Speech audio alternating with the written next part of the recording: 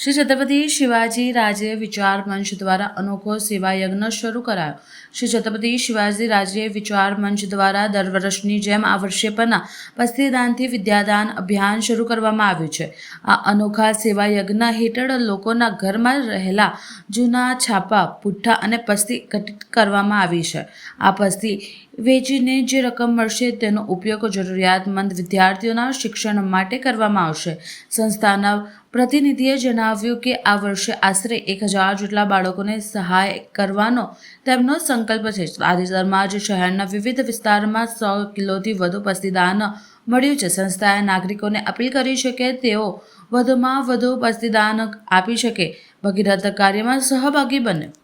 આ જે પસ્તીદાનથી વિદ્યાદાનનું અભિયાન અમે લોકોએ હાથ ધરેલું છે। અમે જે પસ્તી એકત્ર કરીએ છીએ એ છોકરાઓને નોટબુક આપીને એનું વિતરણ કરીએ છીએ અને જે લોકોને પણ પસ્તી આપવી હોય એ અમને કોન્ટેક્ટ કરો, અમે આવીને લઈને જઈશું અને એના થકી કોઈ પણ બાળકનું ભવિષ્ય તો થોડુંક ઘણું તો સુધરે। અંજલિ દગડુ જાધવ।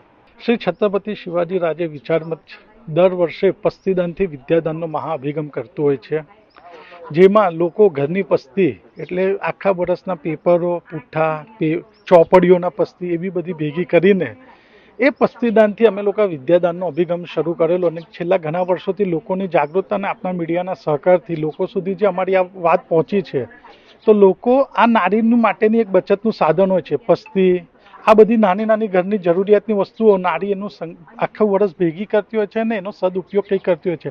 જેવા ઘરમાં ગાભા ચીદડા હોય તો એ વાપીને વાસણ લેતી હોય છે।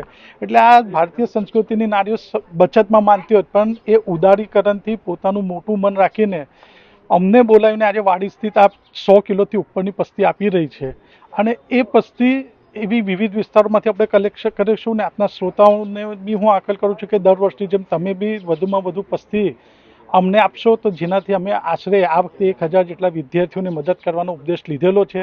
તો એને પરિપૂર્ણ કરવા માટે અમારી કલ્પના છે, પણ એને યશસ્વી કરવું એ આપના શ્રોતાઓના હાથમાં છે। તો અમારા આ પ્રયત્નને ચોક્કસ આપ હાથોહાથ લો એવી હું અપેક્ષા વ્યક્ત કરું છું।